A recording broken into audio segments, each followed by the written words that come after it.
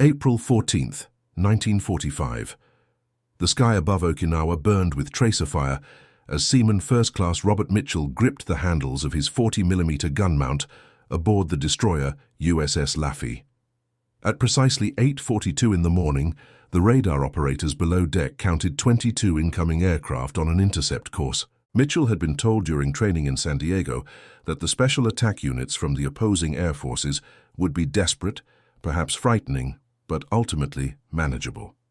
He believed, as did most of the crew around him, that courage and determination would carry the day against any aerial assault. Before we dive into this story, make sure to subscribe to the channel and tell me in the comments where you're watching from. It really helps support the channel. What Mitchell could not have known, as he tracked the first diving aircraft through his gun sight, was that over the next 80 minutes his ship would face 22 separate attack runs, and that the American defensive fire would fundamentally transform how military commanders on both sides understood the mathematics of aerial warfare. The morning had begun with deceptive calm. Commander Frederick Julian Beckton stood on the bridge of the Laffey, reviewing the patrol schedule that would keep his destroyer on radar picket duty 16 kilometers north of the Okinawa beachhead. The ship had been commissioned just 14 months earlier, one of 175 Fletcher-class destroyers built in American shipyards during the conflict. Beckton had reviewed the intelligence reports about the massive aerial operations planned by the opposing forces.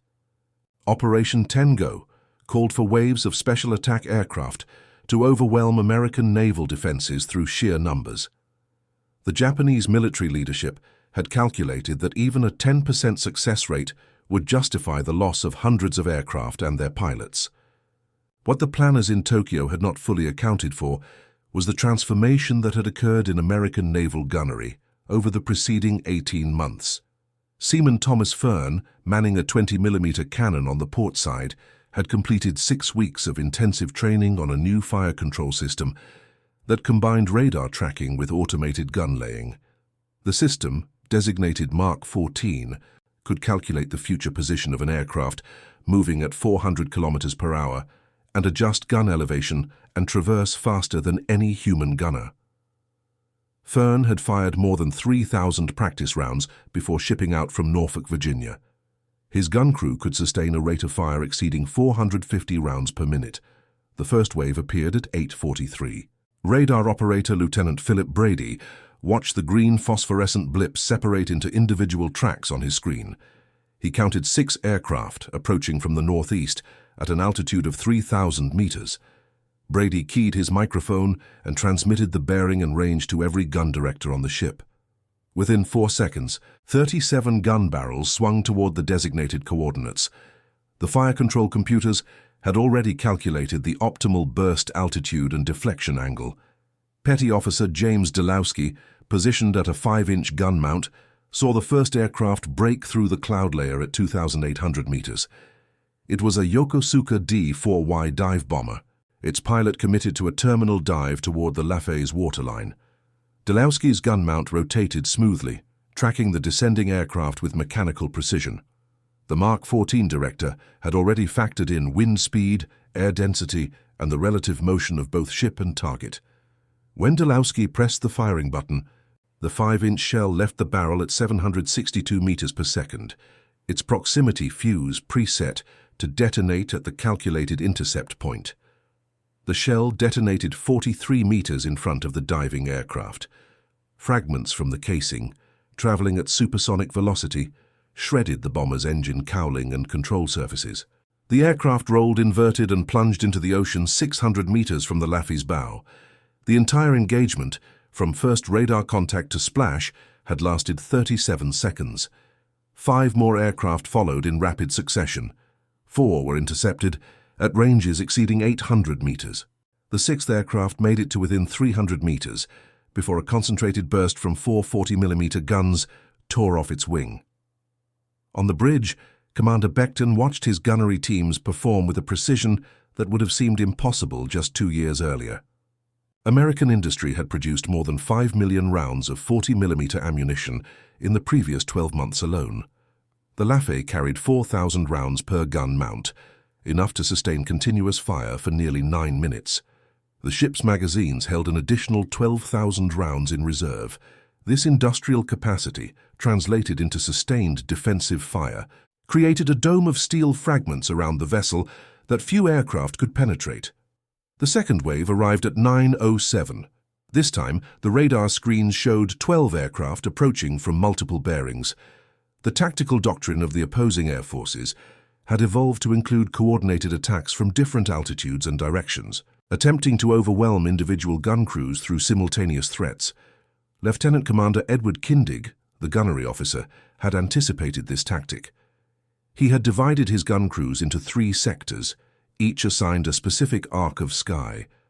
The fire control computer could track up to 16 targets simultaneously, prioritizing based on range and closing speed. Seaman Mitchell found himself engaging targets as fast as he could traverse his gun mount. A twin-engine bomber approached from the starboard quarter at 1,000 meters altitude. Mitchell's director locked onto the target, and he squeezed the trigger. The 40mm gun began its distinctive rhythmic hammer, each shell leaving a white smoke trail as it arced toward the target. He counted 8 rounds fired before he saw pieces of the aircraft's tail section separate from the fuselage. The bomber entered a flat spin and impacted the water 700 meters away. Below deck, in the forward magazine, ammunition handler William Caldwell and his crew worked in near darkness, illuminated only by red battle lanterns. They formed a human chain, passing shells from the storage racks to the hoists that carried ammunition to the gun mounts above. Caldwell had practiced this drill until his hands moved automatically, selecting the correct ammunition type, checking the primers, and loading the shells into the mechanical elevators. The forward magazine held 820 rounds of 5-inch ammunition, each shell weighing 25 kilograms. The crew could sustain a delivery rate of 20 rounds per minute to each gun mount. At 9:21, a single aircraft broke through the defensive fire and struck the Laffey's stern with its wingtip. The impact tore a 3-meter gash in the deck plating, but the aircraft itself cartwheeled into the sea without causing critical damage. This near miss represented the closest any attack had come to achieving its objective. Fire control parties rushed to seal the damaged compartment, while the gun crews continued engaging incoming aircraft without pause. The third wave demonstrated a new tactical approach. 6 aircraft approached at wave-top height, using the ocean surface to mask their radar signatures until the last possible moment. They appeared on the Laffey's radar screens at a range of just 4 kilometers, giving the gun crews less than 45 seconds to react. Commander Beckton ordered the ship into a hard turn to starboard, bringing the maximum number of gun mounts to bear on the approaching threats. Seaman Fern, at his 20mm position, watched an aircraft materialize out of the haze at an altitude of less than 10 meters. The range closed to 300 meters before his gun director achieved lock. Fern opened fire, walking his tracer rounds toward the aircraft's propeller arc. The 20mm shells, though smaller than the 40mm rounds, fired at a rate of 700 rounds per minute. The sustained burst lasted 6 seconds and expended 70 rounds. The aircraft's engine began trailing black smoke at 150 meters. At 70 meters, the pilot attempted to pull up for a final dive, but the damaged engine could not provide sufficient power. The aircraft stalled and fell into the ocean less than 30 meters from the Laffey's port side, close enough that spray from the impact washed across the deck. The defensive fire had become so intense that the ocean around the Laffey appeared to boil with shell splashes. Expended brass casings from the 40mm guns piled knee-deep around the gun mounts, creating a golden carpet that gun crews kicked aside to maintain their footing. The barrel of Mitchell's gun glowed cherry red from continuous firing. The crew chief called for a barrel change, and the gun fell silent for 90 seconds while a fresh barrel was installed. During that brief pause, Mitchell looked out at the ocean and counted 9 separate oil slicks where aircraft had gone down. By 10:15, the Laffey had been under continuous attack for 93 minutes. The ship's after-action report would document 22 separate attack runs by individual aircraft or small groups. Of these 22 attacks, 20 aircraft had been intercepted and brought down before reaching effective range. 1 aircraft had caused minor damage with a glancing blow. 1 aircraft had achieved a near miss that caused no structural damage. The defensive success rate stood at 90.9%, but the true measure of the engagement could be found in the faces of the survivors pulled from the water by rescue vessels. Petty Officer Richard Johnston aboard the destroyer USS Aaron Ward, 8 kilometers to the east, recovered a Japanese pilot from a life raft 3 hours after the engagement ended. The pilot, a former instructor named Takeo Yoshikawa, spoke limited English, but managed to communicate with Johnston through hand gestures and simple words. Yoshikawa had been part of the second wave, flying a Nakajima B-6N carrier bomber on what was planned to be a one-way mission. Yoshikawa described watching his entire formation disintegrate before reaching attack range. He had seen 6 aircraft from his group intercepted within a span of 2 minutes. The defensive fire, he indicated through gestures, had been unlike anything described in their pre-mission briefings. The instructors had told the pilots to expect anti-aircraft fire, similar to what they had encountered earlier in the conflict, individual guns firing independently with limited coordination. Instead, Yoshikawa had observed what appeared to be a solid wall of tracer fire, with shells detonating at precisely calculated intervals to create an impassable barrier. His aircraft had taken damage to the engine and one wing before he even entered what he considered attack range. The control surfaces became unresponsive at 800 meters from the target vessel. Rather than complete a terminal dive with a crippled aircraft, Yoshikawa had made the decision to level off and attempt a water landing. He had struck the ocean at high speed, suffered a fractured arm and several broken ribs, but managed to inflate his life vest and swim clear of the sinking aircraft. When Johnston pulled him aboard the Aaron Ward, Yoshikawa's first words, translated later by an interpreter, were about the impossibility of penetrating such defensive fire. This sentiment was echoed in documents recovered from higher levels of Japanese naval command. Vice Admiral Motome Ugaki, commander of the 5th Air Fleet, maintained a detailed diary throughout the Okinawa campaign. His entry for April 14th noted the departure of 165 aircraft on special attack missions against American naval forces. Of these, only 11 aircraft were reported to have reached their targets. The remaining 154 aircraft had been intercepted by combat air patrols or naval gunfire. Ugaki calculated the loss rate at 93.3%. His diary entry for that evening reflected a stark reassessment of tactical assumptions. Ugaki wrote that American defensive capabilities had exceeded all previous estimates. The combination of radar-directed gunfire, proximity-fused ammunition, and the sheer volume of fire that American ships could sustain had created defensive zones that were, in his words, nearly impenetrable to conventional attack methods. He noted that the industrial capacity that allowed American vessels to carry thousands of rounds of ready ammunition per gun represented a material advantage that could not be overcome through pilot skill or determination alone. Commander Minoru Genda, one of the principal architects of Japanese naval aviation strategy, reviewed combat reports from the Okinawa campaign in late April 1945. His analysis focused on the evolution of American gunnery effectiveness. Genda noted that early in the conflict, Japanese aircraft had faced relatively light and uncoordinated anti-aircraft fire. Individual ships had relied on manual gun laying and visual tracking. The success rate for aircraft reaching their targets had been approximately 30 to 40% in those early engagements. By 1945, Genda observed, every aspect of American naval gunnery had been transformed. Radar provided early warning and precise tracking data. Fire control computers calculated intercept solutions faster and more accurately than any human could manage. Proximity fuses ensured that shells detonated near their targets, even without direct hits. Most critically, American industrial production had provided enough ammunition that ships could sustain defensive fire at rates previously considered impossible. Genda's report included specific observations about ammunition expenditure. He noted that American destroyers on radar picket duty routinely fired more ammunition in a single engagement than a comparable Japanese vessel carried in its entire magazine. The Laffey's action report documented expenditure of 1,112 rounds of 5-inch ammunition, 6,248 rounds of 40mm ammunition, and an estimated 31,000 rounds of 20mm ammunition during the 80-minute engagement.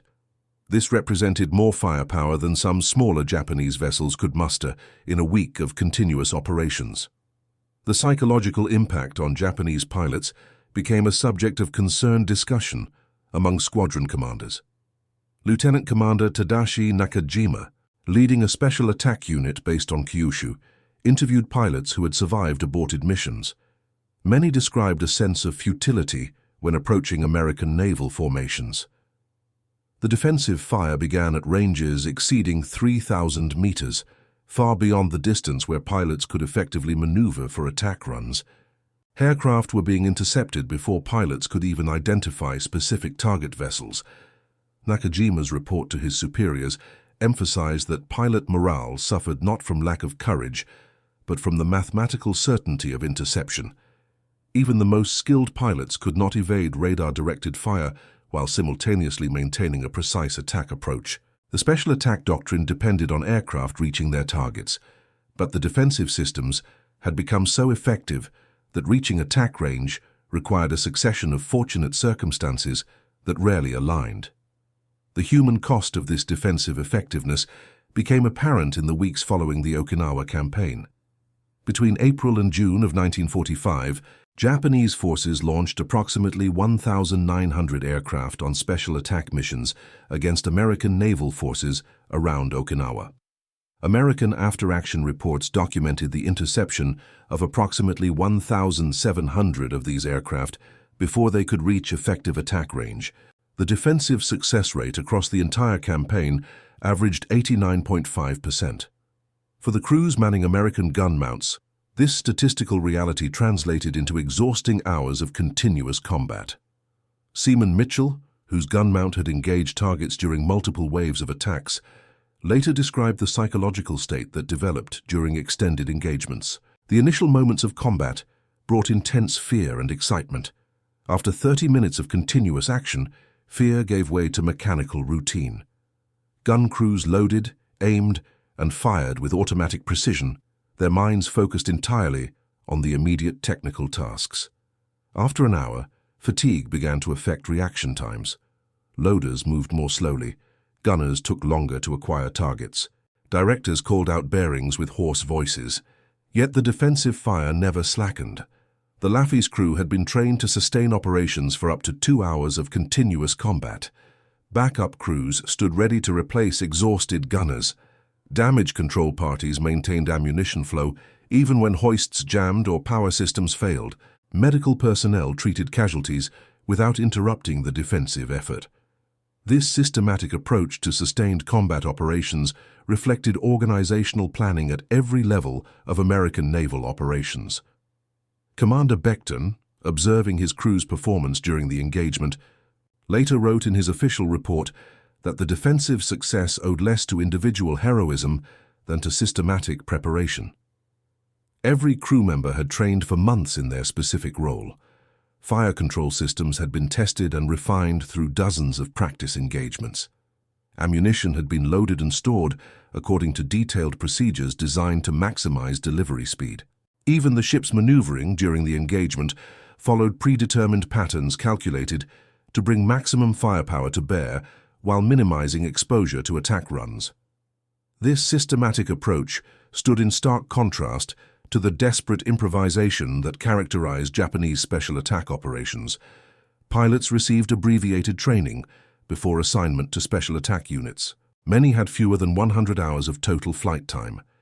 Navigation to target areas depended on visual landmarks rather than reliable radio navigation systems. Aircraft maintenance suffered from lack of spare parts and qualified mechanics. Fuel shortages meant that pilots often flew with minimal reserves, eliminating any possibility of extended maneuvering or second approaches. The material disparity became even more apparent when examining aircraft production figures. American factories produced approximately 300,000 aircraft between 1941 and 1945. Japanese industry produced approximately 76,000 aircraft during the same period. But raw production numbers only told part of the story. American aircraft incorporated sophisticated systems, including reliable radios, effective armor protection, and redundant control systems.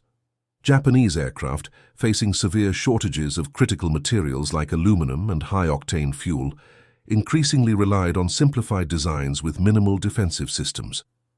By June of 1945, some Japanese aircraft designated for special attack missions were constructed primarily of wood and fabric, with minimal instrumentation and no radio equipment.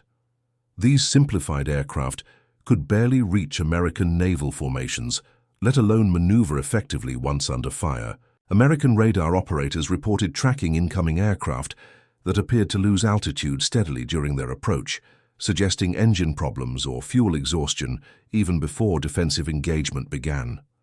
The strategic implications of the defensive success rates became a subject of intense analysis within American naval planning staffs.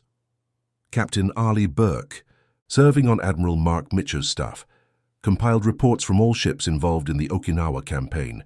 His analysis showed that while special attack aircraft had achieved some successes, sinking or damaging several dozen vessels, the overall effectiveness remained far below the levels that would have been necessary to meaningfully impact American naval operations. Burke calculated that at the observed loss rates, Japanese forces would need to launch approximately 10 aircraft to achieve one effective hit on an American vessel. Given production constraints and pilot availability, this exchange ratio could not be sustained.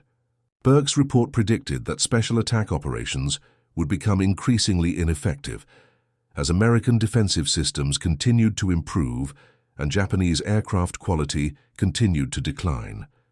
This prediction proved accurate. By July of 1945, American ships around Okinawa were intercepting more than 95% of incoming special attack aircraft. Some vessels reported engagements where they faced multiple waves of attacks without receiving any damage whatsoever.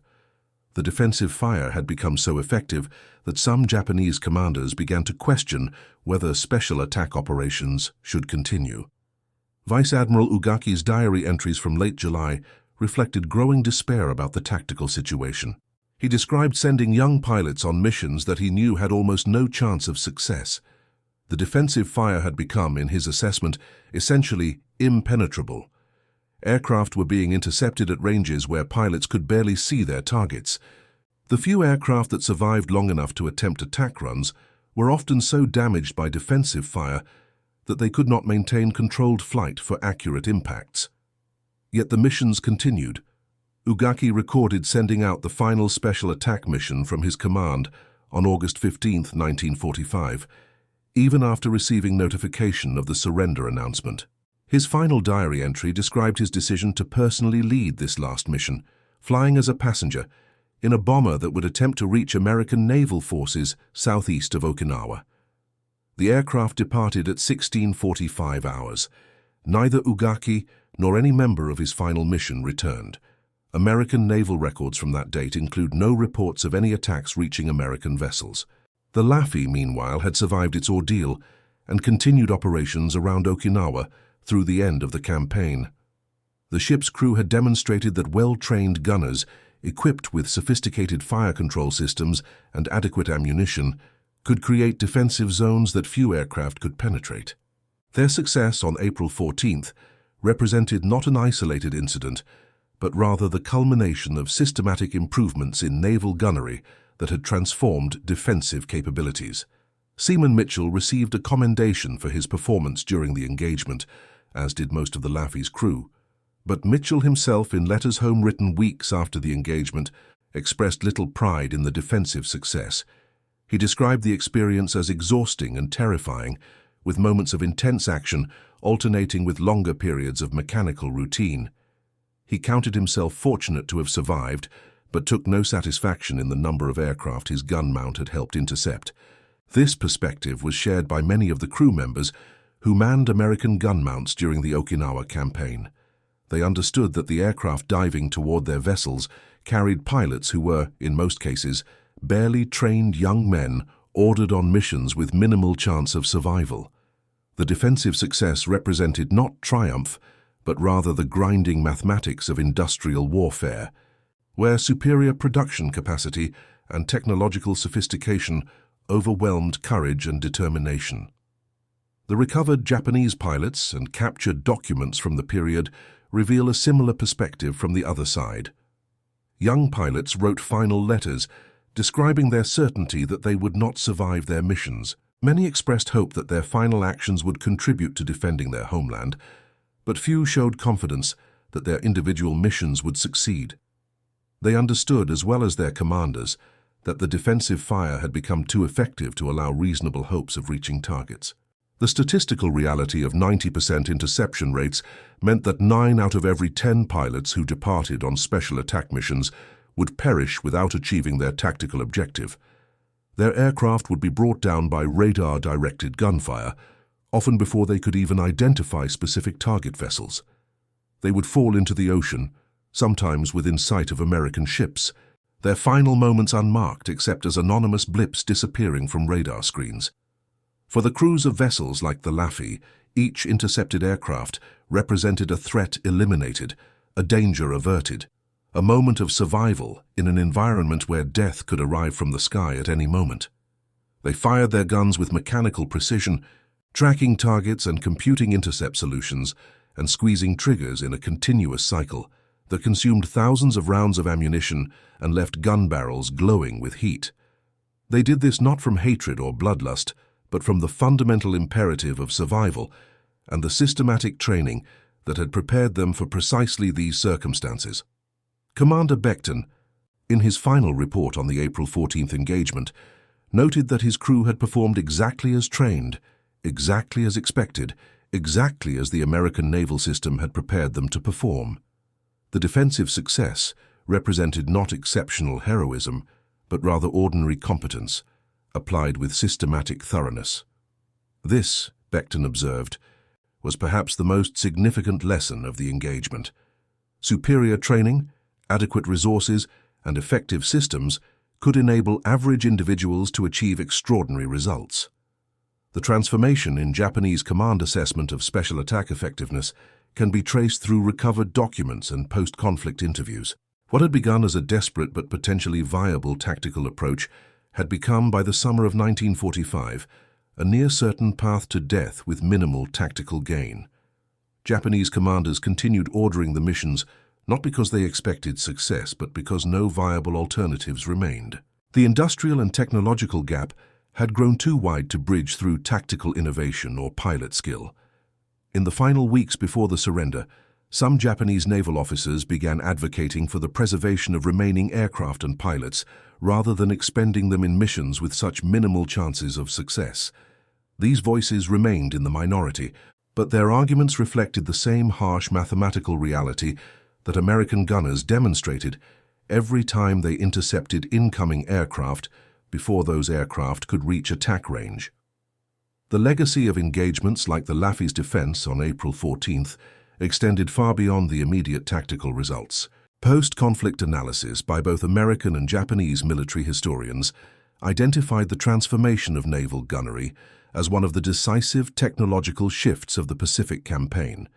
The combination of radar tracking, automated fire control, proximity fuses, and industrial-scale ammunition production had created defensive capabilities that rendered traditional aerial attack methods obsolete.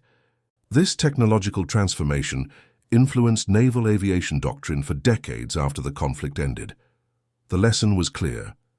Aircraft attempting to attack well-defended naval vessels would face defensive fire of such intensity and accuracy that success rates would remain extremely low unless attackers possessed overwhelming numerical superiority or technological capabilities that could overcome radar-directed gunfire. The crews who manned those gun mounts during the Okinawa campaign rarely discussed their experiences in heroic terms. They described tedious hours of waiting, punctuated by moments of intense action. They remembered the weight of ammunition cases, the heat of gun barrels, the acrid smell of propellant smoke, the mechanical rhythm of loading and firing and loading again. They recalled their relief when the radar screens finally showed clear skies, when the last aircraft had been intercepted or driven off, when they could secure from battle stations and collapse in exhaustion. They carried forward the knowledge that their survival had depended not on individual courage, though courage had certainly been required, but on systematic preparation and overwhelming material advantage. They knew that the same scene had played out on dozens of vessels across the waters around Okinawa, that thousands of gunners had manned thousands of gun mounts and fired millions of rounds and intercepted thousands of aircraft in a grinding campaign of attrition that ultimately demonstrated the decisive importance of industrial capacity and technological sophistication in modern warfare. And that concludes our story. If you made it this far, please share your thoughts in the comments. What part of this historical account surprised you most? Don't forget to subscribe for more untold stories from the Second World War, and check out the video on screen for another incredible tale from history. Until next time.